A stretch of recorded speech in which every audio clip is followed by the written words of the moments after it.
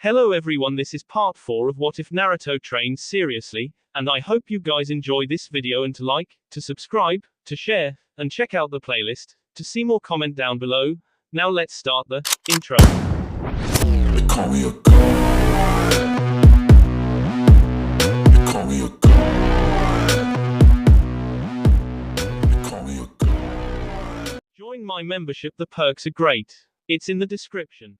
Please Tsuchikage-sama. Onato Kazushi pleaded with the old cage. The son of that man is alive.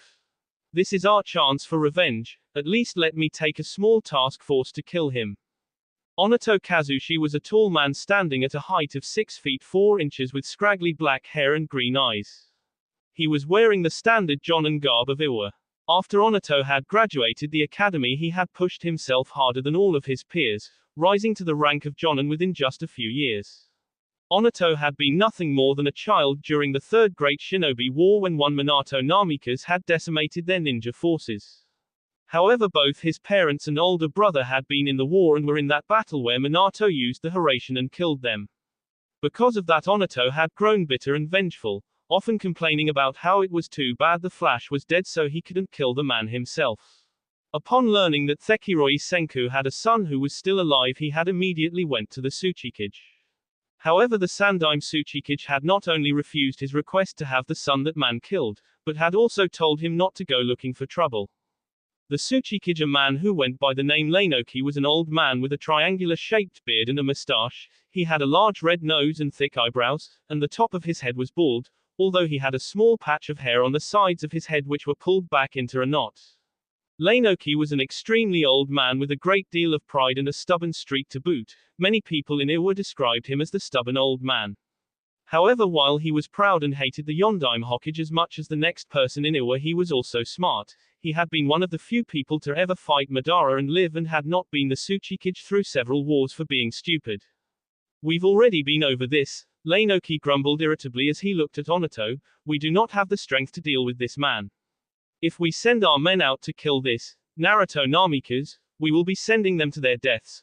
Or have you already forgotten the rumors that came from Kiri? Not only that, but he is with Jiraiya of the Sennin, who will no doubt be protecting the boy, making it even harder to kill him. What he did not tell Onato was that even if they killed the son of Minato, it would most likely end up being the catalyst that started the Fourth Great War and destroyed their village. Leinoki had been hearing rumors about a Naruto Uzumaki long before the incident in Kiri that made his heritage known. The boy was considered a hero to several countries in the elemental nations. Not only that, but the old Tsuchikage had received information that the Yondaime Reikage had come to respect the boy. If a Wagaku were to even make an attempt on the boy's life, they would have to deal not only with Konoha and Suna, but also Kiri, Kumo, Takagaku, Yukigaku, and several other nations. But Tsuchikage-sama, I said enough, Leinoki said, not even deigning to look up from his paperwork. To even make an attempt would not only end in failure but also end in a Wagaku's destruction. Seriously, young ones these days. Onato stared at the Tsuchikage for a moment, squeezing his hands so hard they began to bleed as his nails dug into his palm. He made a quick bow before leaving, stomping down the hallway of the Tsuchikage's tower. He narrowed his eyes in anger at the old man's cowardice. They had to strike now, not only for revenge but to kill the boy before he got too powerful. If the Tsuchikage would not do it, then he would have to take matters into his own hands and kill this Naruto Namikaze himself. In a large cavernous room there was a large grotesque statue, with 9 eyes that were currently closed as it held out its hands. On the fingers of those hands were 9 holographic figures who were currently having a meeting. Not much could be seen about these figures except for the general outline and eyes. You say you have gotten information about the 9 tails? Asked one figure that had spiky hair and odd grey eyes with a purple ripple pattern in them. Yes, it seems he was in Kiri. The people there have started calling him a hero, said a person who looked like a man that was eaten by a giant Venus flytrap and managed to get his head part way out. A hero, huh? Smirked one of the other figures, this one with a shark-like eyes and a large sword strapped to his back. Yes, apparently he saved the country and stopped the bloodline civil war, the plant man said. Information has come out that he destroyed an entire army with a single jutsu and fought and killed the Jinchuriki Kage Yagura afterwards. For a long moment silence reigned as the implications sunk in. When it did, the people in the room had several different reactions.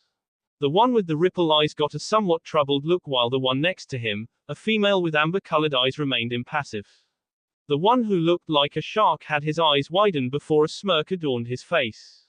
One who had a pair of blood-red eyes with 3 tomo in them had widened in shock before going back to their passive look. A figure that had a hunchback remained impassive, while a figure with blonde hair that covered one eye looked surprised and partially scared. Another figure with slick-backed white hair didn't seem to care, while a figure with black eyes had no visible reaction. "This is troubling," said the figure with the ripple eyes. "That's not all," the one who looked like he had been eaten by a Venus flytrap said. "Apparently the claim is that the Kyuubi Jinchuriki is the son of the Kiroi Senku and used the infamous Haration to destroy the army." That caused an even larger ripple of worry to move through the entire room. Everyone knew about the man who was considered to be one of the most powerful shinobi to grace the elemental nations. If the Kyuubi Jinchuriki was the son of that man and able to use such a powerful technique, it could be trouble. "While this information is unwelcome, our plans remain unchanged," the one with the ripple eyes said at last.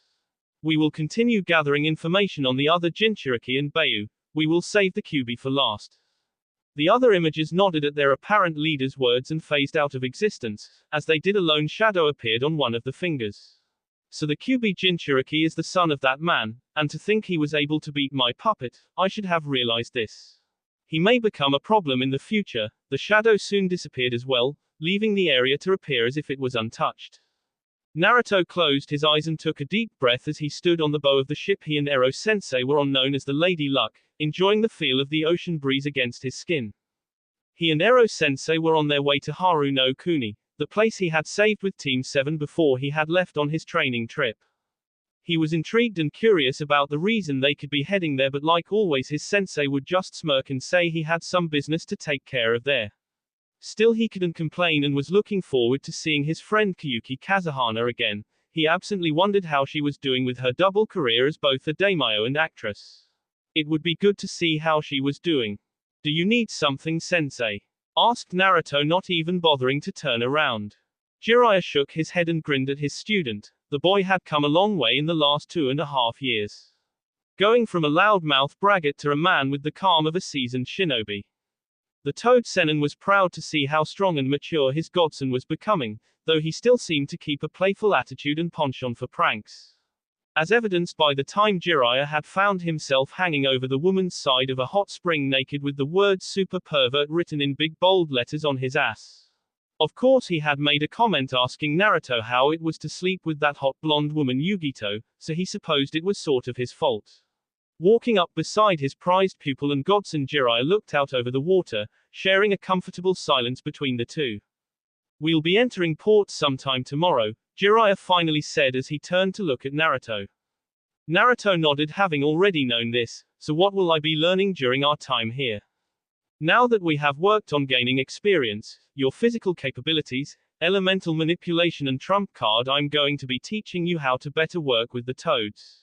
Naruto looked at Jiraiya as he began to explain what he meant. "I am sure you've seen some of the jutsu I can create when in conjunction with the toads, as well as specific summoning techniques that do more than just summon a toad to battle." Naruto nodded. "You mean like the Kuchiyos, Gamaguchi Shibari, summoning jutsu, Toad Mouthbind, jutsu you used when we had our run-in with Itachi and Kisame?" Jiraiya grinned. "Yep. These techniques are very powerful and something that only we can do because of our contract with the toads. As we travel to the Haru capital, I'm going to have you summon the different toads and get to know them and their abilities better. After that we'll do some sparring with toad partners so you can get a feel for what it's like working with toads other than Gamabunta, Gamashiki and Gamatatsu.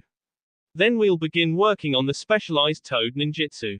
Naruto grinned as he felt somewhat giddy at the prospect of learning the toad techniques. The toads who reside on Mount Myoboku were well known to possess a wide range of abilities. Anything from spitting water and oil out of their mouths to utilizing weapons in combat. The toads were also one of the few species that had the ability to do ninjutsu, and the only animal Naruto knew that was capable of using hand signs. Naruto knew that Jiraiya was well known for his jutsu that mainly consisted of toad-based abilities. It was the main reason the man had earned his nickname as the Toad Sennin. The knowledge that Naruto was going to be one of only 2 other people to learn the toad-based jutsu was enough to almost make him shout out his joy from the top of ship. Almost. Naruto looked around the large capital city of Haru no Kuni with a large smile. It had been a long time since he had been here and could not help but enjoy seeing how the city had prospered. Originally known as Yuki no Kuni due to the fact that the country had always been in a never-ending winter, it had been renamed after Doto had unwittingly activated a heating generator designed to melt the snow. Naruto chuckled to himself at how furious the man had been when that happened, as well as how the man got a Rasengan to the gut for his troubles. After that, Koyuki and the members of the original court that had been under Koyuki's father had renamed the land Haru because it was now always spring.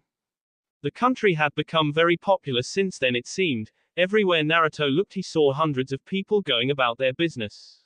Stores and restaurants of all kinds lined the streets. Many people were looking around and taking pictures or shopping for the latest wares or technology that the place was known for. As they continued walking, Naruto noticed they were coming up on the palace that housed Koyuki. The blonde frowned as he began to wonder what Jiraiya's business was and if it had something to do with the woman he had saved. He ignored the small shiver that ran down his spine as they were granted entrance. Walking down the hall, they came to a large set of double doors which a pair of butlers opened for them. Walking in, Naruto found himself staring at the beautiful form of Koyuki Kazuhana, who was currently sitting behind a desk, reading from a scroll. Naruto looked at the young woman as they made their way to her. In all honesty, she had not changed much from the beautiful woman he had first met back then. Her hair was still its long dark blue color, which brought out a contrast with her light blue eyes. She was currently wearing the royal kimono of a daimyo, which was thick and managed to hide the luscious curves of her body, which Naruto knew from the one time during the filming of the movie when he had been a guard and had been ordered to retire her, and she answered in her underwear was amazing. Koyuki Dono, a pleasure to see you again, Jiraiya said with what he hoped was a charming voice. Koyuki looked up from whatever she was reading. Ah, Jiraiya-san, Koyuki greeted as she stood up. I had not expected you to come here so soon. The director won't even be here for another month. Koyuki trailed off as her eyes latched onto the form of Naruto. Soon a small blush spread across the young daimyo's face as she looked at, in her opinion, was easily one of the most handsome men she had ever seen in her life. With a body that looked like it had been chiseled from stone, the young woman could see his muscles twitch with each small movement he made in the nearly skin-tight black shinobi clothing. His eyes were the most startling and beautiful blue she had ever seen, while his face had roguish good looks that, combined with his wild golden blonde hair and whisker marks, added a feral sex appeal. Wait, whisker marks. Koyuki nearly did a double take as she looked at the whisker marks and finally realized she knew this man. She moved around Jiraiya, completely ignoring his presence, and stopped once she stood in front of the young blonde. Naruto? She asked in a tentative voice. Naruto gave her his foxy grin. It's been a long time, Koyuki Dono, and it seems you've only gotten more beautiful in that time. I didn't think that was possible. Koyuki felt her face heating up at Naruto's words, but being an actress she was able to keep most of it under control. And you have grown into a handsome young man, Koyuki said before surprising the blonde shinobi and engulfing him in a hug, though it was not long before Naruto returned it. I missed you, Koyuki admitted while buried in his well-muscled chest. Naruto blinked in surprise before he smiled and returned her hug. I missed you too, Koyuki Haim. Koyuki pulled back from the hug, but instead of letting go, grabbed his arm and began dragging him out of the room. Walk with me, she said in what Naruto easily recognized as her daimyo voice, and decided to comply with her command. Jiraiya looked after the two of them in surprise before a perverted grin spread across his features. I knew this Gaki would be a gold mine for my research. Naruto found himself and Koyuki walking through one of the many gardens her palace had as the two of them talked, making light conversation which mainly consisted of Koyuki asking Naruto all kinds of questions about where he had been and what he had been doing. The two eventually stopped to sit on one of the benches located throughout the garden. Well, I suppose I should have expected you to do something like that with your luck, Koyuki said as she listened to some of Naruto's stories. Naruto smiled. So what about you? He asked, tilting his head to the side in what Koyuki thought was an adorable fashion. How have you been? Oh, I've been alright, Koyuki replied. Not much has been going on here that I would consider exciting, except maybe the new movie I'm going to be starring in, she added as an afterthought. You're not seriously considering maybe that movie, are you? Asked Naruto. I mean, it's pretty well perverted. Koyuki asked with a grin. Yeah, I know, the council has been harping about me making this movie too. But I still have a contract with my director that lasts for another 2 years, and with his Princess Gale movies all finished. I see. Naruto nodded in understanding. So because of the contract you kind of have to make the movie. But couldn't you just, I don't know, null and void it? Koyuki shook her head. No, at least not anymore. If a daimyo makes any kind of contract with anyone, it always needs to be upheld, otherwise people would think I would not hold up any agreement I made. Also, this director is the biggest one in the industry. If I were to deny him, he would be able to blacklist me and keep me from making movies. Naruto nodded, as that made sense since he had a nindo that was very similar to what she just said. Contracts, be they verbal or written out, should always be upheld no matter what. He could also understand the blacklisting part, having been blacklisted by many of the stores in Konoha. I can understand and even respect that you're still going through with this decision, Naruto said. Thank you, it's nice to know someone understands, Koyuki replied. The rest of their time there was spent talking about how they had been doing the past 2.5 years.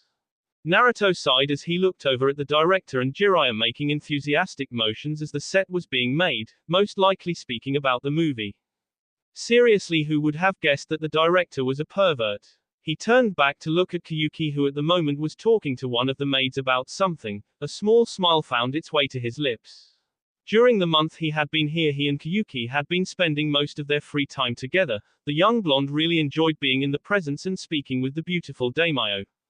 What do you mean your actor is sick? Naruto turned to look at Jiraiya, who was the one shouting. Just what I said, the director replied. He came down with the flu about a week before we left. And you're just telling me this now? Asked an annoyed Toad Sennin, knowing this would seriously put his beloved movie back. It hadn't come up until now, the man replied. This is just great. Jiraiya groaned as he palmed his face. Now who are we gonna? He paused for a moment as he remembered something.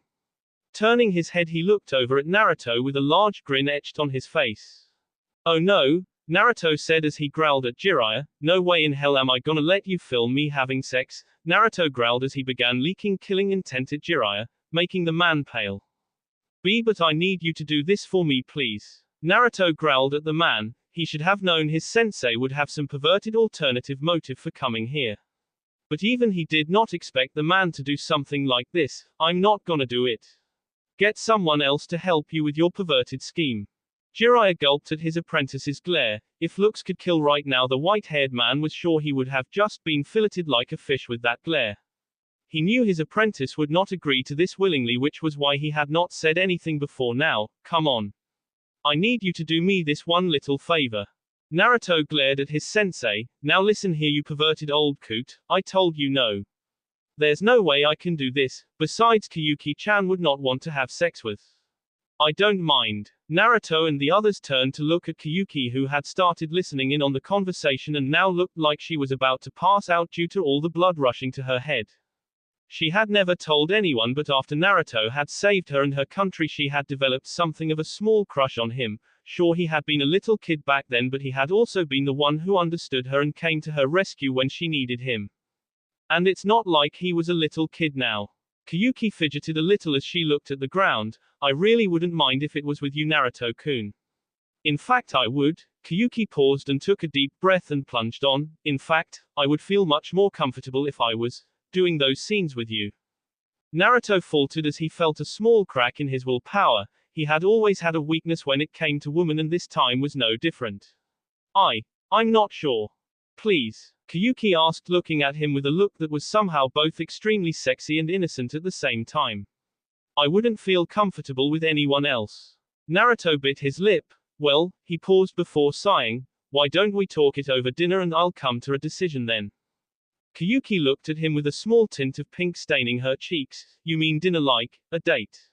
She asked. As the young female daimyo looked at Naruto, she could not help but feel as if her heart was about to burst out of her chest. Despite the time they had spent in the past month, the two of them had not actually gone on a date, something Koyuki secretly wished she could do with the blonde shinobi.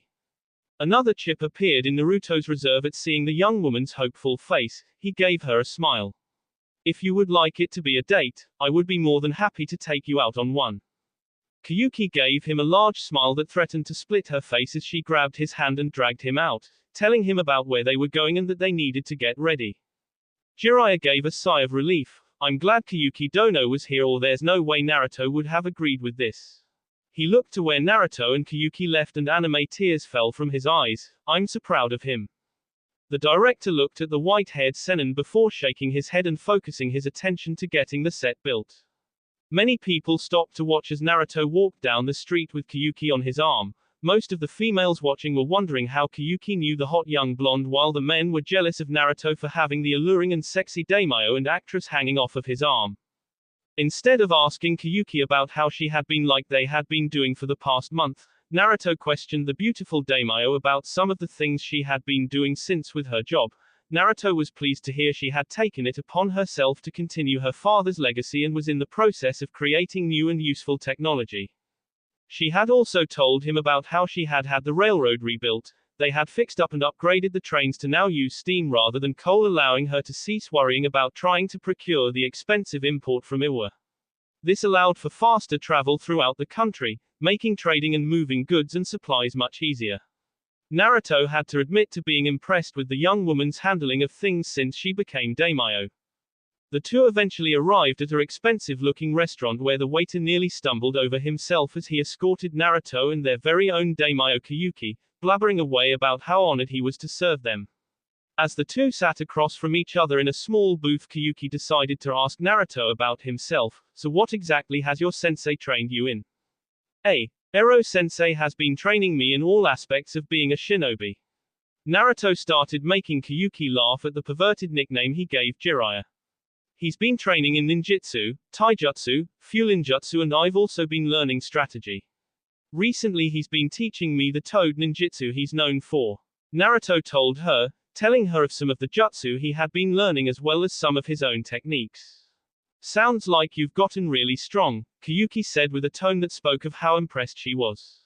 The young daimyo then got a sly grin on her face. I also hear you've become the hero in Mizu no Kuni, which you neglected to tell me, she finished. Yeah, sorry, I just don't feel comfortable talking about the war one took part in. Naruto sighed, ran a hand through his hair as he sighed. But yes, I did help them end the bloodline wars. Though I really didn't do that much. You're far too modest, Koyuki laughed at seeing Naruto uncomfortable for being considered a hero. I heard you were able to defeat the entire army with a single jutsu. Yukigakure even has you in our bingo books. Yukigakure had been the hidden village that was created by Doto, who used its ninja to kill his brother Setsu Kazahana and take over as daimyo. Afterwards he had chosen the three best in the village to become his personal bodyguards.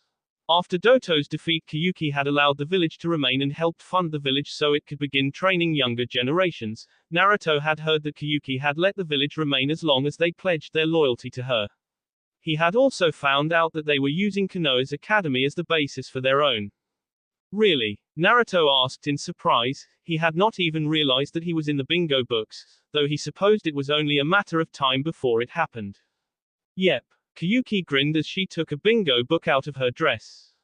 Do you always carry a bingo book with you? Asked Naruto with an amused smile. Usually yes, Koyuki replied as she flipped through the pages. I thought it would be a good idea to have one on hand, just in case you know. Naruto nodded in understanding as Koyuki handed him the book. Taking a look, Naruto saw that the stats were his own. Naruto Uzumaki Namikaze. Recent title, Nadaime Kiroi Senku, Second Yellow Flash. Rank, S. Physical description, wears black shinobi clothing with a black hooded cloak, spiky blonde hair, blue eyes with 3 whisker marks on each cheek. Statistics. Ninjutsu, 10 is well known for having mastered many powerful jutsu such the Rasengan, Hiraishin, as well as several upgraded versions of the Rasengan and many elemental techniques. Rumor has it he has created several powerful jutsu that are S-class and above. Taijutsu, 9 taijutsu said to be nearly on par with the Yondaime Reikage, who is well known for his impressive hand-to-hand combat. Genjutsu, N.A., not known to use genjutsu. Kenjutsu, 9 not much is known, but he is said to use a sword that was especially made for him, a Tetsu no Kuni. Kinjutsu, 10, aside from Kage Bushin, it was rumored that he created a Kinjutsu with a classification of SS class. Fulinjutsu rumor claims that he is a seal master that surpasses Jiraiya of the Sennin and is on par with the Yondaime Hokage. Elemental affinities, Fuyuten, Raiten and Suten.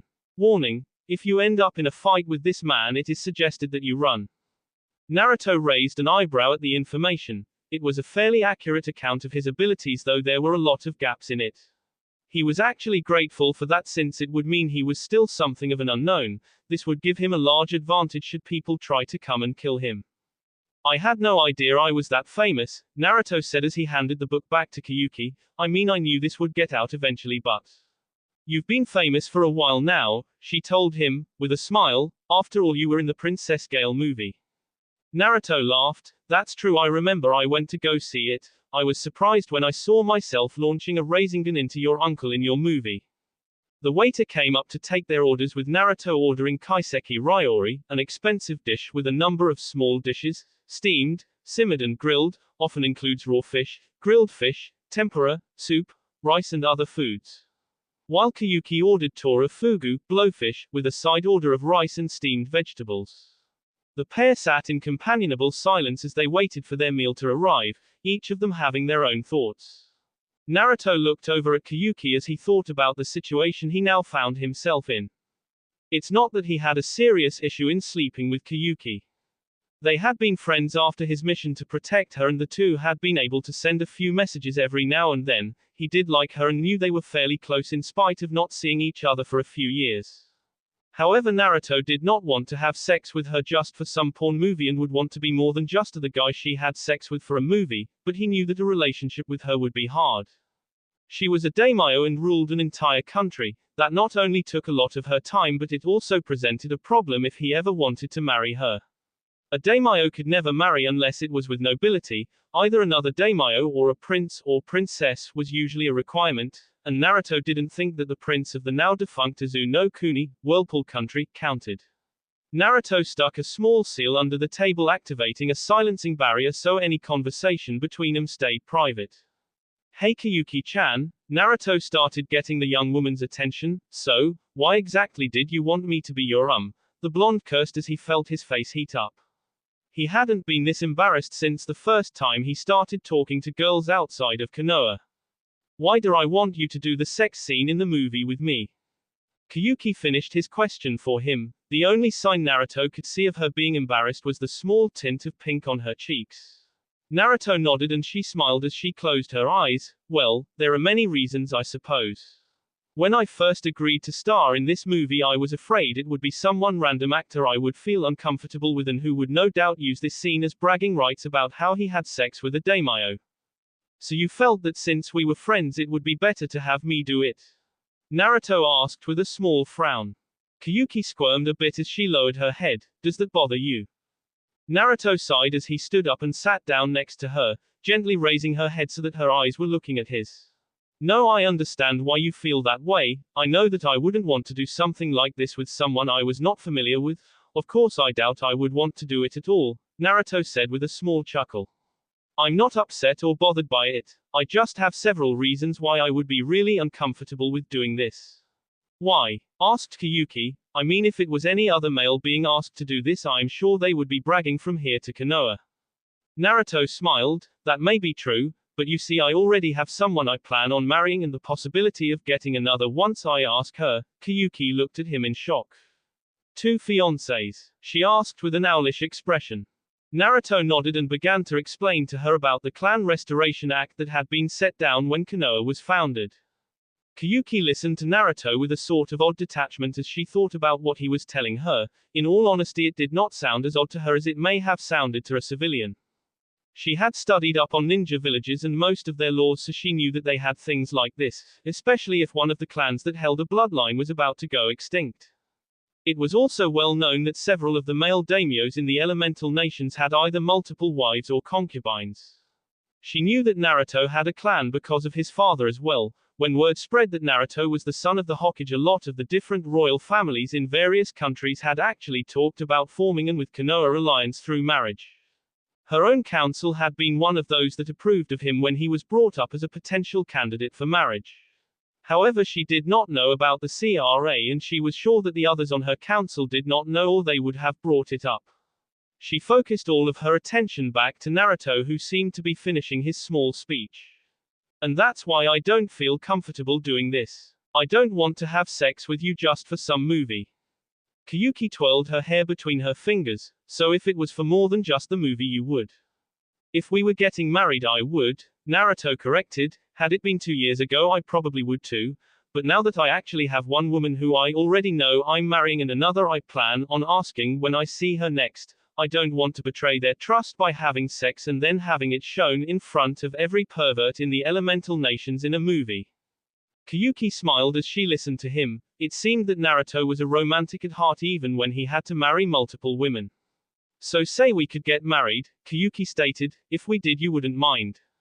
Naruto looked at her as he thought about it. I suppose it wouldn't be as bad then, but.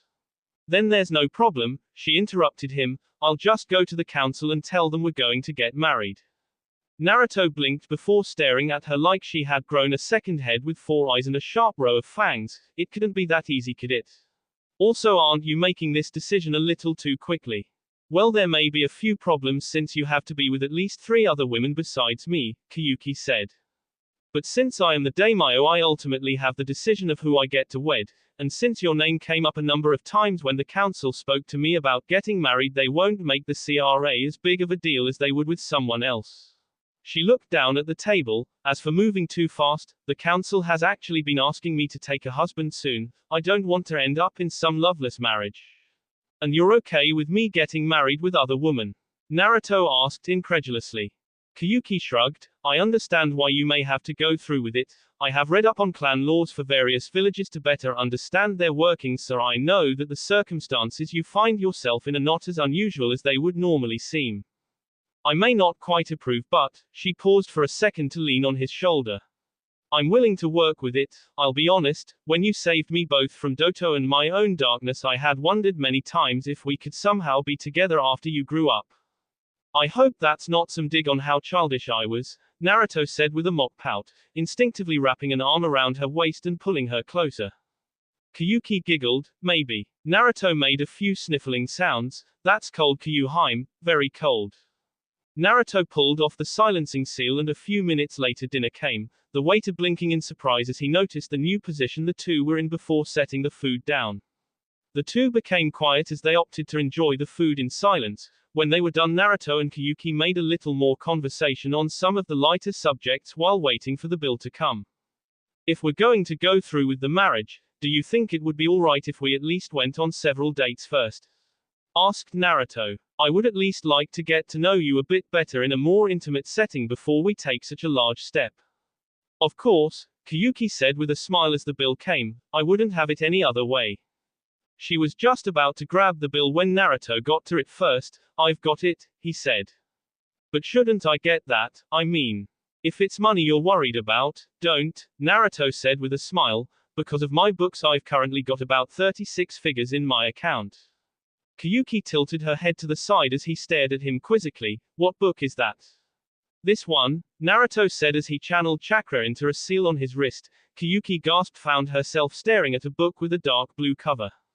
However, that was not what had gotten her attention. What had was the title of the book. You wrote this, she breathed. Naruto ignored the tone as he nodded. Yep, I did. Why do you? Naruto stopped talking as he turned around to face Koyuki and saw that she was staring at him, with stars in her eyes. Looking at her hands, he saw she was holding the book out to him. Naruto blinked as he wondered how the book had just appeared in her hand. This book is my absolute favorite. Koyuki squealed, sounding almost like a fangirl. Do you think you could sign it for me? Sure. Naruto said as he grabbed the book and unsealed the brush he used to make seals. Channeling some chakra into the seal on the brush, he activated the ink creation seals. To Koyuki Kazahan, one of the most beautiful and stunning women I know, love Naruto. How does that sound to you? Naruto asked as he looked over at Koyuki only to sweat drop as hearts appeared in her eyes. That sounds perfect, she said as she grabbed the book. Naruto blinked as the book disappeared again and Koyuki leaned into his side with a dreamy sigh. I wonder if she is using seals to keep that book with her.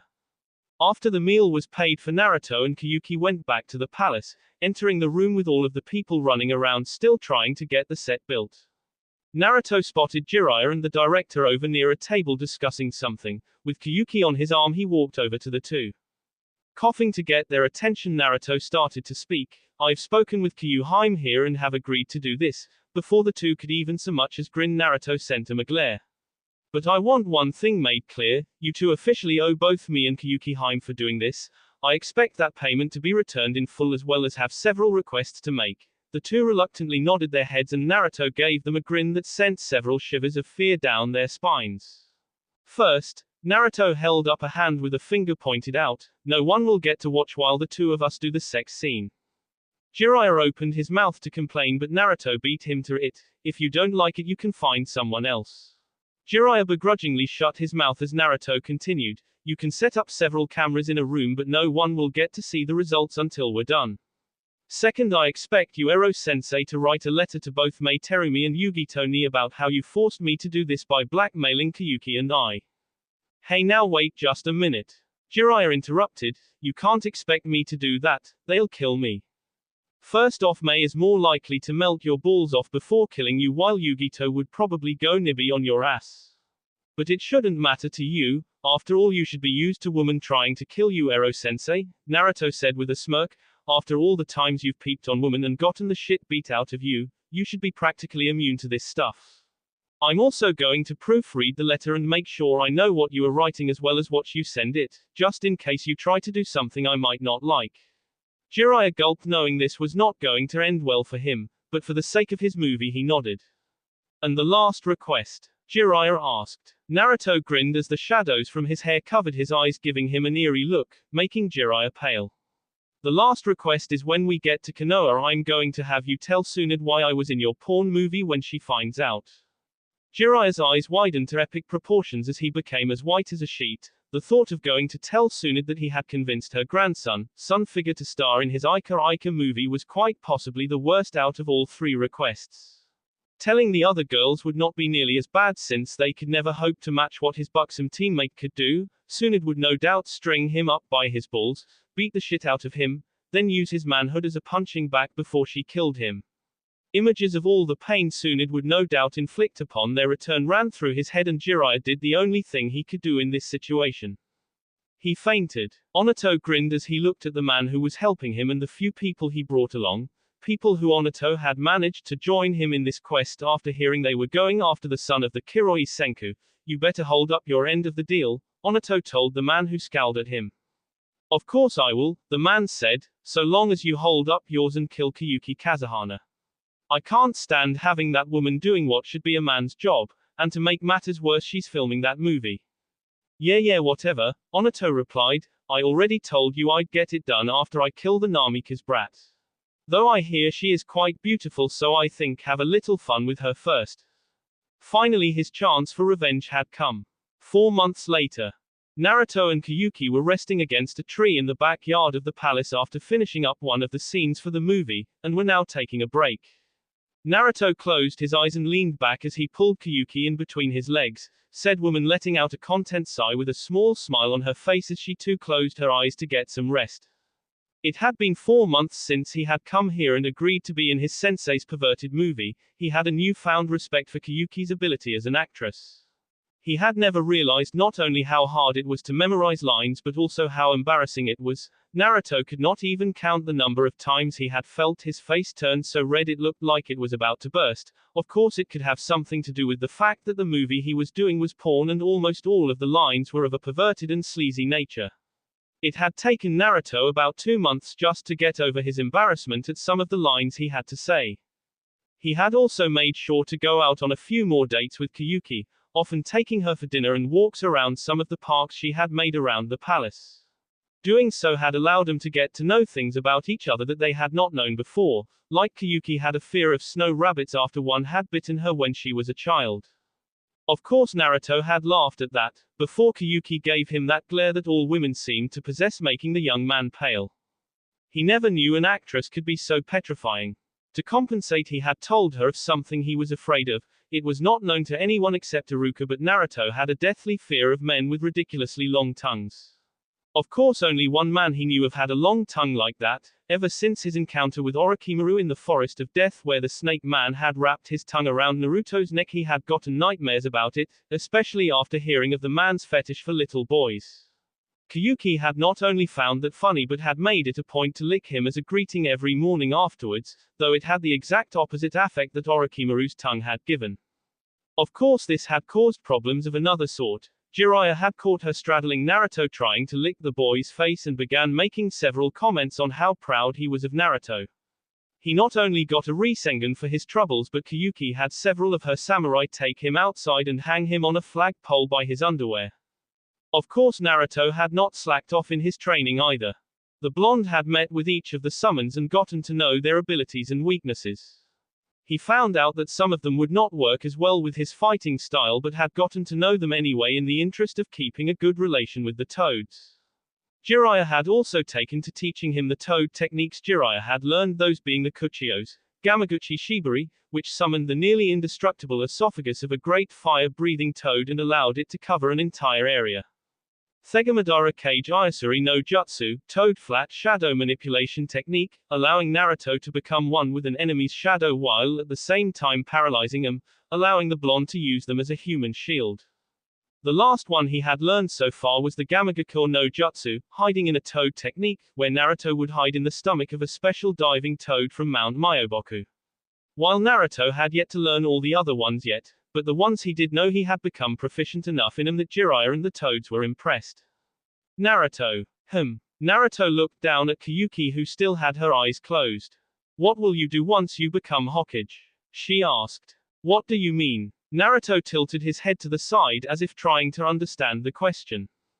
Koyuki giggled at the cute and confused look Naruto had on his face. I mean, what will you do after becoming Hokage? I've always wondered what you plan to do after you've accomplished that goal. Naruto looked at her for a moment as his eyes glazed over. Flashback. Naruto rubbed his eyes with his arms, getting the tears out before he looked at Jiraiya with a smile. I guess I'll have to fix that when I become Hokage, ne?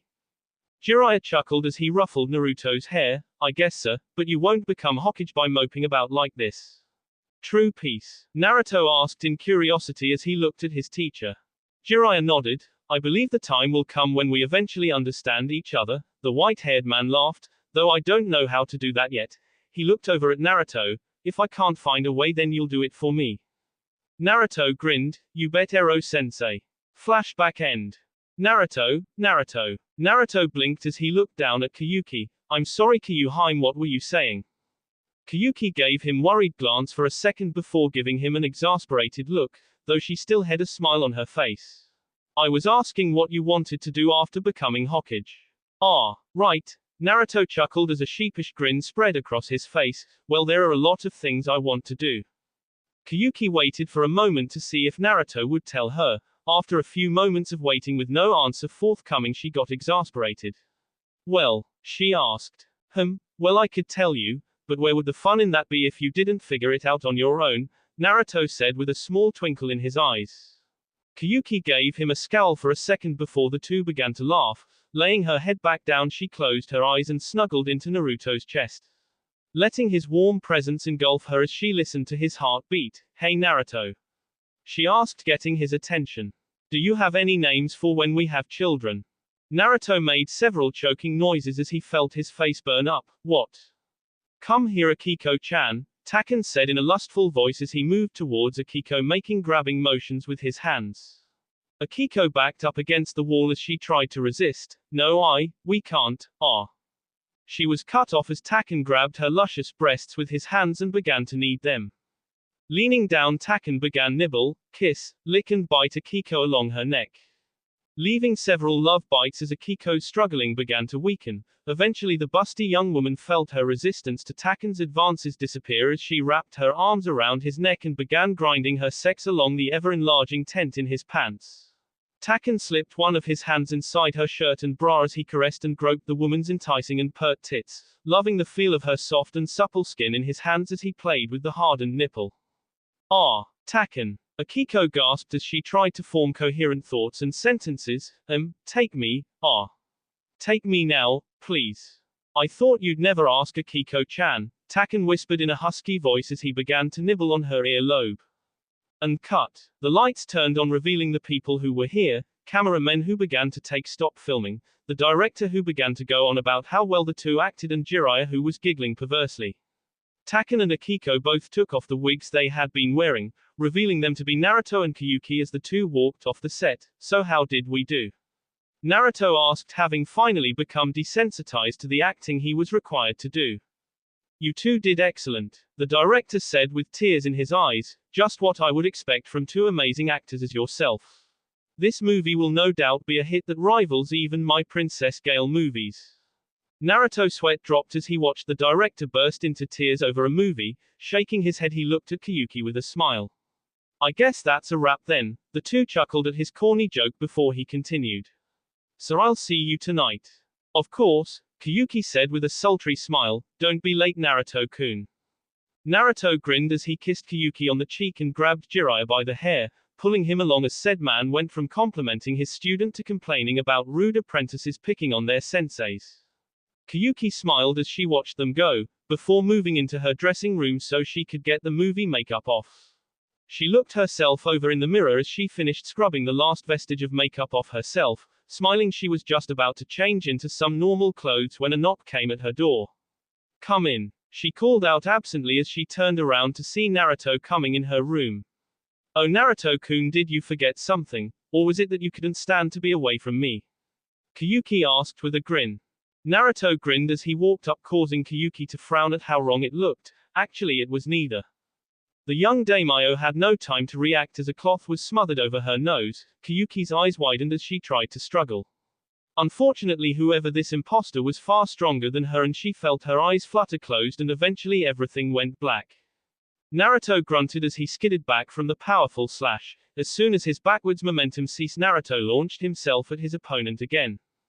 A toad with two curved swords known as gamataken. Because Naruto had no set sword style, he was having the toads who could use bladed weapons help him. They had agreed to teach them their style of fighting, letting Naruto get accustomed to various toad sword katas. Naruto found that this was something he enjoyed the most when working with the toads and had created several kenjutsu moves that he and the toads he worked with used in conjunction. After blocking several more slashes and stabs, Naruto and Gamataken jumped apart, bowing to each other. "Excellent job, young one," Gamataken said in a voice that was very similar to a samurai speaking to his apprentice. "You are learning well." "Thank you, Gamataken-sensei," Naruto said as he unsealed a bottle from his wrist and took a long drink. He looked over at the sky and realized that it was getting late. Looking over at the sword-fighting toad, he bowed again. "I must be getting back soon. It was nice studying with you as always." Gamataken nodded before bowing and returning to the summon world. "Oh, Ero-sensei," Naruto called out to Jiraiya, who was over at the small river, no doubt looking at the women who were playing there.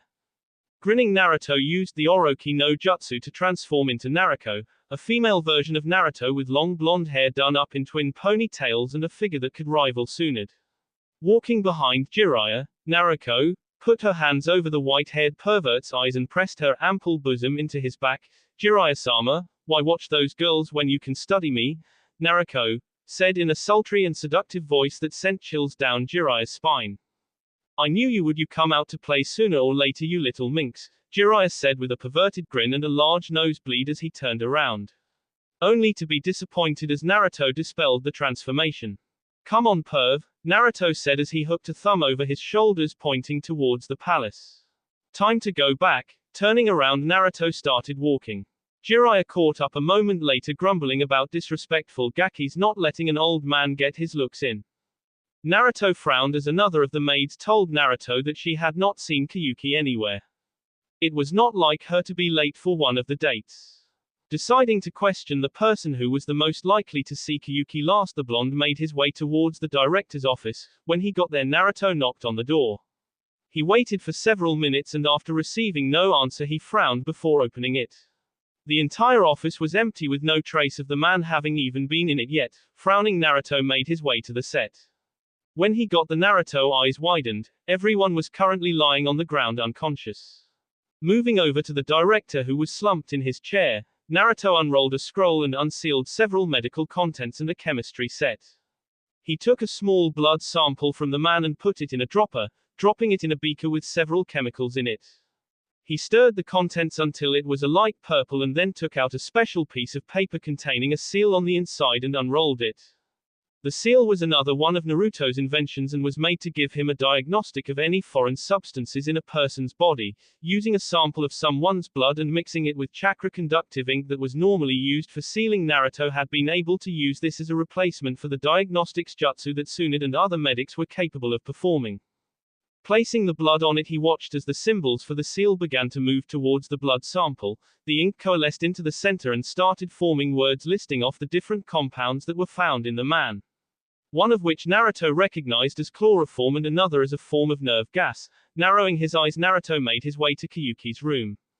Smashing through the door, the Naruto looked around the room and saw the small area near the mirror desk combo where Koyuki did her makeup was a bit of a mess, with the chair knocked over and several makeup kits scattered around it. Walking over to it, he channeled a small amount of Kyuubi's chakra into his nose. There were minute traces of chloroform in the air here as well. Naruto's mind began to deduce what happened as he realized someone must have infiltrated the palace, snuck in chloroforming Koyuki either sometime before or after letting a bomb of knockout gas in the set room. The blonde frowned, knowing that sneaking into the palace would be a nearly impossible task, even for someone of Jiraiya or his caliber, meaning there's a traitor either living in the palace or Koyuki's court. Making several hand seals, Naruto slammed his hands into the ground and summoned a small messenger toad. I want you to go to Jiraiya and tell him that someone has kidnapped Koyuki. Let him know that there is a traitor either within the palace or on the Haru no Kuni council and ask him to find out who it is, Naruto ordered without preamble. The toad, realizing this was important, nodded and went to find the toad Sennin. Naruto used his enhanced senses again to see if there was anything that would help determine who the attacker was. There is a faint trace of earth. This left several possibilities, but one of them stood out to Naruto the most. Crouching down similar to a bloodhound, Naruto began to sniff out the source of the smell. Koyuki woke up with a groan. She opened her eyes blearily, trying to get the faint blurriness out of her vision. Blinking a few times as she looked around, finding herself in what looked like one of the abandoned factories where Doto had built his war machines. She tried to move a hand to her face but soon found them to be bound. Her eyes widened as she tried to get out, only to find that she was having no such luck. Looking at herself, she found that she was tied to a chair that was bolted to the floor. Her ankles were bound to it and her hands were tied around the back. She tried to wiggle her arms and loosen her bindings so she could get free. That won't work. Koyuki's eyes widened as she looked up to see a man with scraggly black hair and green eyes grinning at her. That ninja wire is strong enough to hold even the most powerful shinobi.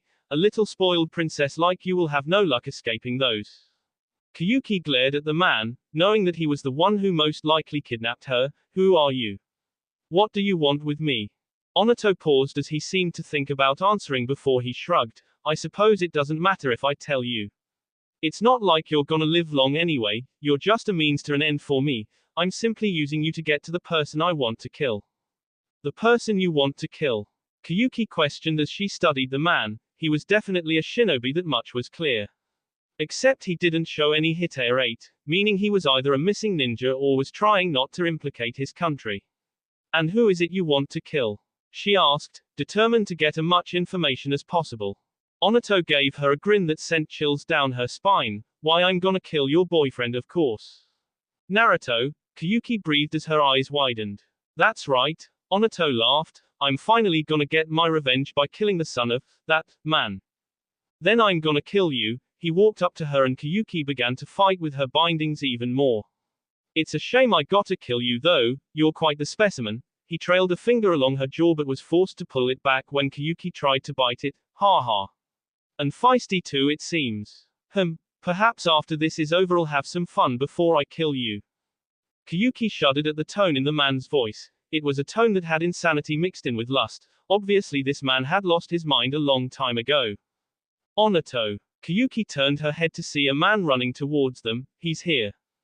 Good. Very good, Onato said with a smile. Why don't you and the others go and welcome our guest? The man left and Onato turned to Koyuki with a rag. Realizing what it was, the female daimyo began to struggle. The black-haired man merely laughed as he put the rag over her face, watching as Koyuki's eyes rolled into the back of her head. Naruto looked at the large building that the scent had led him to. The place was up in one of the more mountainous regions of Haru no Kuni. The building itself was a very industrialized factory with several smokestacks and what looked like a large furnace or smelting factory.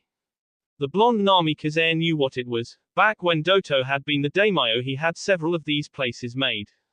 They were large factories that turned out numerous types of weapons and vehicles. It was here that the chakra armor, kunai launchers and blimps were built. Naruto knew that Koyuki still had a few of them going to help build up Haru's defenses, but this one was obviously abandoned for some reason or another. Likely Koyuki had not even known about it, meaning this one had made something that Doto wanted kept secret. Pausing at the entrance, Naruto looked up. Chances were high they were expecting him to either use the main or back entrances or one of the windows on the upper levels. It was likely they would have several traps waiting for him at those locations. That meant that the most efficient way to get inside would be to enter somewhere they would not expect him to. Moving around the side, Naruto stopped when he estimated that he was halfway between the front and back entrances. Getting out a brush, Naruto began to write on the wall. The seal he was using was called an intangibility seal, and like the name suggests, it allowed a solid object to become intangible, allowing people and other objects to pass through it unhindered. This was done by having the seal affect the atomic particles that all matter was created from and making them become loose from each other. When that happened, one could pass through a solid object as if it was water. Jiraiya had told him it was one of his more ingenious seals and would be a boon for infiltration and espionage missions. Once he finished writing, Naruto channeled some chakra into the seal to activate them. Placing his hands on the wall, the blonde watched as a ripple went through the wall, stopping where Naruto had placed absorption and dispersion seal to make sure that the intangibility effect was confined to a certain area. Once Naruto's hands sunk into the wall, he began to walk through, feeling the particles move out of the way of his mass. When he was all the way through, Naruto activated his invisibility jutsu and started to search the area, making sure that he created a map within his mind. The place he was in was definitely a factory of some kind. Several assembly lines were set up in a linear path inside the room. Looking at it, Naruto saw what looked like molds for the chakra armor Naruto saw Doto wearing, making Naruto suspicious that this had been the place Doto's completed version of chakra armor came from. Refocusing his thoughts, Naruto crept through the room and made it into a hallway. Deciding to head left, Naruto walked silently along the wall. He channeled chakra into his ears, hoping that he could make out some kind of sound. While he could not hear anything, he eventually found himself reaching the end of the hall. At the end there was a large set of steel doors that were partially opened. If Naruto's internal map was correct, this was somewhere near where the back entrance was located. Making a cage bush, and Naruto had it open the door in case of traps. When none were forthcoming, the clone dispelled and Naruto walked in. The first thing he noticed was that the room was large. It looked like some kind of practice range for jutsu or weapons. There was an area with targets made to look like people. Most of them were destroyed or had rusted and broken from disuse. On the opposite side were several lockers that Naruto was now positive stored weapons and the chakra armor. This place was most likely where they did testing on the products they built here. The second thing that Naruto noticed was that Koyuki was here. She was bound together on the wall opposite from him. Her legs were wrapped together and the sleeves of her arms were pinned to the wall with kunai, making her look like she was on a crucifix. Naruto narrowed his eyes when he recognized the ninja wire as 8th-grade composite silk steel, a type that Iwagakure had been known to use during the Third Great Ninja War. He started running towards her, only for his ninja instincts to kick in at the last second, rolling to the left as several kunai and shuriken came at him. Finishing his roll, he moved onto his feet and realized he was surrounded. Taking a millisecond, he analyzed his opponents. There were 6 of them. Most looked rather plain, wearing standard ninja clothing with no identification marks, nor did they have on Hitare 8s. However, Naruto knew this could mean anything. He immediately disclosed the idea that this was a ninja mercenary unit. Aside from the fact that there were very few ninja mercenaries, the only units he knew actually existed were Akatsuki, who was considered a mercenary group right now. The fact that this was also an apparent trap for him rather than Koyuki added to that fact, since while it could be a unit sent by one of his enemies, it was also not likely. His only enemies were Akatsuki and Iwa. Akatsuki would never hand off the capturing of Jinchuriki to others, and Iwa would rather kill him themselves. Naruto looked at the smirking man in front of him as he began running a mental checklist of all the people he knew or recognized from somewhere. Eventually Naruto hit pay dirt. Onato Kazushi, a rank ninja of Iwagakure also known as Iron Fist Onato, specializes in using the stone and iron particles in the earth and combining them with your arms to give your arms a powerful super strength, similar to that of Tsunade of the Sennin. Onato's smirk widened, just what I would expect from the son of that man. But your knowledge won't save you here. If you give up, I may let your girlfriend spend some quality time with me before I kill her. Naruto snarled as he charged at the man, completely forgetting everything around him. The only thought running through his mind was that he was going to enjoy hanging this man up by his intestines. Instincts kicked in again, and it was only his hard-earned reflexes that saved him from being impaled by several earth spikes that shot up in front of Onato. Jumping into the air, the blonde shinobi flipped over the Iwa Jonin and threw several shuriken at him. Ninpu, Shuriken Kage Bushin no Jutsu. Ninja Art, Shuriken Shadow Clone Jutsu. Without words or hand seals, the 5 shuriken became 50 as they head for the black-haired man. Onato's eyes widened for a moment before he jumped out of the way and pulled out a kunai to deflect what he was incapable of dodging. Naruto charged at him with 2 kunai in hand as he tried to impale the man through the skull. Before he could get too close, 2 of the ninja came in, one going with a high kick and the other hoping to take Naruto out at the knees.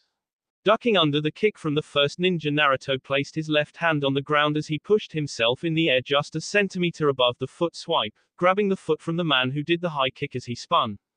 Using his impressive physical strength and momentum, lifted the man up by his ankle as he flipped, spinning the man around as he landed on the ground and slammed enemy ninja into the concrete surface with a loud crack, as small spider webs appeared underneath the man where the cement gave under the power of Naruto's assault.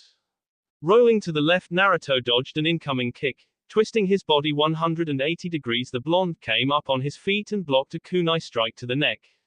Channeling wind chakra into his kunai, Naruto sliced through the enemy's kunai, allowing Naruto to close the distance on the now wide-eyed ninja, smashing both palms into the man's solar plexus and sent him flying back. Who crashed into and through the wall.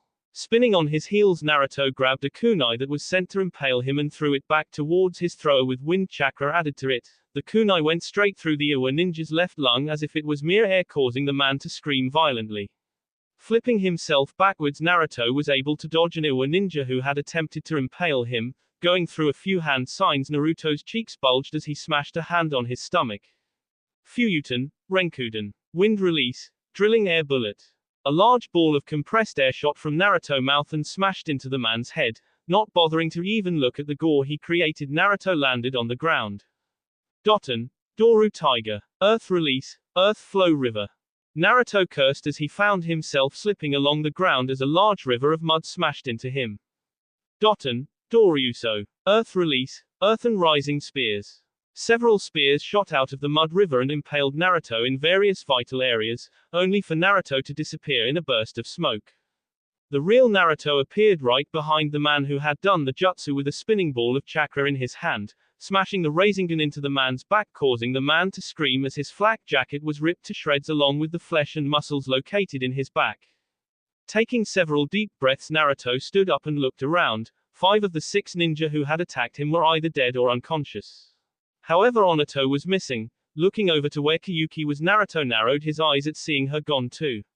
Seeing the door on the other side partially open, Naruto charged through it and outside as he followed the scent that he recognized as Koyuki. Damn that boy. Onato cursed as he carried a still unconscious Koyuki over his shoulder. He had been so sure that they would be able to kill that blasted Namikaze if they caught him off guard. Perhaps he should have tried to take Jonin with him instead of Chunin. Maybe then he would have had a better shot, but he had been impatient. Well, doesn't matter, I'll get him next time. He looked at the young woman over his shoulder and smirked. And I still got her. I think I will have a little fun with her before I kill her, then I'll tell that blasted. Onato. Turning his head, Onato cursed as he saw Naruto running straight for him and gaining fast. Channeling as much chakra as he was able to, he increased his speed. Seeing this, Naruto threw off his cloak and increased his own speed, leaving the cloak behind to smash into the ground and create a large crater. Naruto found himself swiftly closing in on the man he was going to beat into a coma, but Onato still seemed to have a few tricks up his sleeve as he threw several makibishi, nails used to distract an opponent, on the ground behind him. This forced Naruto to jump in the air, slowing his forward momentum and allowing Onato to gain some distance. When Naruto finally caught up to the Iwa Jonin to see the man standing at the edge of a cliff face, Onato spun around and smirked as he looked at Naruto. I may not be able to kill you right now, Onato said as his smirk turned into a large grin that seemed to scream insanity. But I'm at least gonna make sure that I hurt in some way. Naruto's eyes widened as Onato threw Koyuki off the cliff. Now it's your turn to feel the pain of losing someone you love. Ha ha oof. The man's laughing rant was cut off as Naruto smashed his fist in the man's gut with enough force to send him flying off the cliff as well. Not wasting a moment, Naruto threw himself headfirst over the ledge, channeling wind chakra in front of him to cut through the air to decrease the wind resistance around him and allow him to speed up. Naruto caught up with Koyuki and wrapped an arm around her waist before flashing to Onato, who he had placed a Hiraishin seal on when he hit him. Creating a cage bushin to grab Onato, Naruto threw a kunai high into the air. Both Naruto's flashed to it and Naruto re-threw the kunai so it was back to where he had jumped. Flashing one more time, the clone Naruto dropped Onato and dispelled. Before the man could even think to get away, Naruto stomped his face into the ground with a foot, lifting it up several more times and brought it down, not stopping until there was a sizable indent in the shape of Onato's face as the now unconscious man bled from his mouth, nose and ears. Sighing, Naruto looked at Koyuki, who was still completely out of it. Readjusting her so that her head was resting on his shoulder, Naruto created another clone to tie Onato up and bring him with them. With luck, Jiraiya would be able to interrogate the man and find out if this was Iwa trying to kill him, or if the man had acted on his own. A fat and fairly short man with cropped brown hair and dark black eyes was running through the hall of his mansion as if the hounds of hell were after him. This could be likened to the truth, only instead of hounds it was a group of samurai. The man eventually made it to his office and barred the doors shut, pushing his desk and several other large objects in the way in an attempt to hold them so he could use his secret escape route. Moving over to his fireplace, he twisted one of the statues on it and watched with an impatient air as the fireplace began to rotate. Only to see a tall man with spiky white hair. The fat man turned around to try and get away, only to feel a sharp pain in the back of his neck just as the samurai burst through the door. XXXXXXXXXXXXX. Jiraiya walked down the hall towards the room he knew his apprentice most likely was. As he did, he gave a few whistles and cat calls to some of the maids he passed, much to their disdain. Reaching the room, the white-haired Sennin knocked on the door. "Come in." Opening the door, Jiraiya found his prized pupil sitting on the bed, with Koyuki's head in his lap as he gently ran his hands through the young woman's hair. It had been a few days since the fiasco where Koyuki had been kidnapped and used as bait to get to Naruto. Since then his blonde apprentice had refused to let the daimyo out of his sight and had even gone so far as to threaten anyone except for a few people that Koyuki seemed to trust when they came near her. Resisting the urge to tease his apprentice, Jiraiya got the young man's attention. "I got the information you wanted." "Which bit?" asked Naruto as Koyuki turned on her side to look at the white-haired man. "Both," Jiraiya said with a smirk as he tossed the blonde a scroll while Koyuki sat up and put her head on his shoulder. Jiraiya bit his lips so as not to let out a perverted giggle, knowing what kind of pain it would bring as he continued. "It seems that the one who allowed him to infiltrate the palace was a council member by the name of Kawasai Fuheki. He had apparently made a deal with Onato to allow him entrance so long as he killed you, Koyuki Dono." Koyuki frowned. "I am not surprised by that. When Doto had his coup d'etat, Kawasai had literally vanished. At the time many of us thought he had been killed off, but when he returned some time after the war claiming to have been imprisoned and escaped, many became suspicious of him. Though no one could ever prove anything, and he had at least outwardly shown support for myself and my father." Jiraiya nodded. It seems that he had been hiding out in an isolated region of Haru no Kuni to the northeast and returned when he had heard of Doto's defeat. My guess is he was waiting for an opportunity to kill you and take over himself. The movie, combined with the Iwa ninja who had come to kill Naruto, presented him the perfect opportunity. Thankfully he won't be a bother since the man was arrested by your forces just a few hours ago.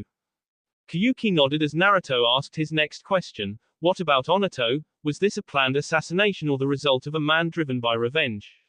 Apparently it was revenge, Jiraiya said as he crossed his arms. I was able to find out that he had been told specifically not to go after you by the Tsuchikage. It seemed that with the old man ordering him not to kill you, he became unhinged, I guess would be the best way to put it.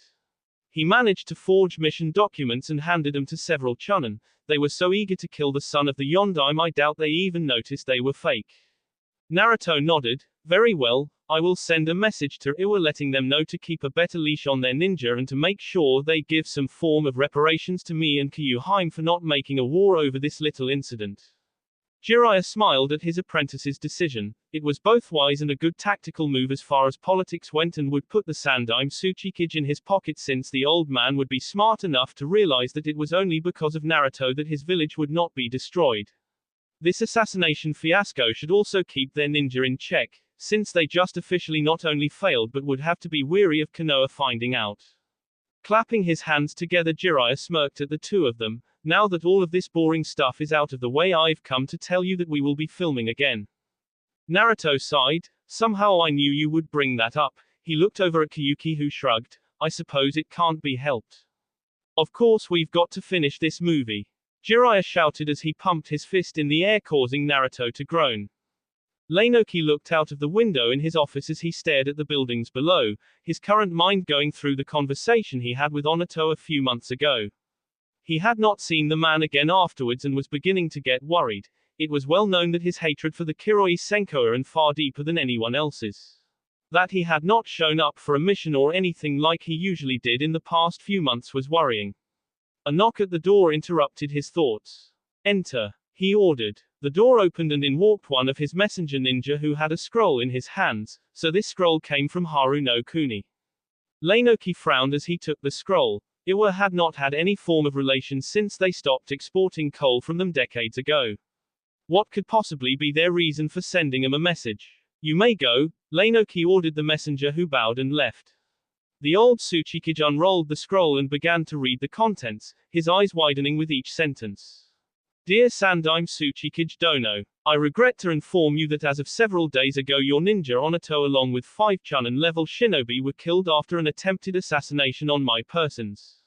Because of this I will be requesting 1 million yen both to my account as well as another 1 million to the account of Koyuki Kazuhana for Onato's kidnapping and attempted murder of the Haru no Kuni daimyo. If you do not comply with this demand, I will be forced to let out the information that you attempted to murder not just a shinobi of Konoha but also a daimyo. However, should you do this, I am willing to overlook what has happened here so long as you never attempt something similar and learn to keep your shinobi on a better leash. From Naruto Uzumaki Namikaze. Leinoki sat back in his chair as he felt his shoulders slump. This was a complete disaster. Not only would he have to pay all of that money in order to keep this from getting out and destroying his village by starting a war, but he also had to let the families of those men know that because of a man's lust for revenge these people died. The only saving grace, which really was not a saving grace, was that the person who was attacked would forget and drop all charges so long as he was able to hold up his end of the bargain. He closed his eyes as he pinched the bridge of his large nose. Getting out several sheets of paper, he began to write letters for the families of the deceased. XXXXXXXXXXXXX. Oh make. Jiraiya and the director continued to stare at the room where Naruto and Koyuki were supposed to be filming in. They had yet to hear even a peep from the room and both were wondering what was going on. It's been nearly 8 hours, the director said. What do you think they're doing in there? Hell if I know, Jiraiya said with a frown as he walked up to the door and knocked. Oi. Gaki, are you and Koyuki Dono going to get started or what? When he received no response, Jiraiya tried to open the door only to find it locked. Unsure what to do, Jiraiya decided that it would be best if he did not try to break the door down and incur the wrath of his apprentice. He walked over back to the director. Let's just leave them in there for now, we'll come back later and see if anything's happened yet. 4 days later, Naruto and Koyuki had still not come out of the room and the two were getting worried. Jiraiya was just about to go up and break down the door. Just then the door opened and out walked Naruto and Koyuki. Naruto was sporting a rather large smile while Koyuki had frazzled hair, a noticeable limp and that odd after-sex glow that all women seemed to get after hot passionate sex. Jiraiya paused in his walk as he gave Naruto a lecherous grin. I was beginning to wonder when you would get out. I guess you two were just having too much fun, so did you do the scenes correctly? Naruto tilted his head to the side and frowned. Scenes? You know the scenes for the movie? Jiraiya asked. Naruto looked over at Koyuki, who gave him a shrug. Sorry, I guess we forgot that we were even making a movie. Jiraiya looked at the two before he fell over anime style. Naruto grinned as he picked up Koyuki bridal style. So what say we go take a shower and order some room service? When the two left, Jiraiya got up and groaned as he rubbed his face. Stupid Gaki can't even remember he's making a movie. He had better done some amazing stuff in there or I'm never gonna have him film in one of my movies again. Later that day, both Jiraiya and the director were found dead. The doctors who did the autopsy deduced that it was caused by massive bleeding of the sinuses. When they tried to figure out why they were given a tape which had been found in the VCR the two were next to, when the doctors played it, they too were killed by massive nosebleeds. The video was of Koyuki and Naruto having sex for 4 straight days. Several days later, the movie was found by someone else who decided to put it on the market. Many males ended up buying the movie only for all of them to die as well, thus became what was known as the Great Ika Massacre. That will be all for this video. Be sure to like, subscribe, share, and comment down below for more videos. Goodbye.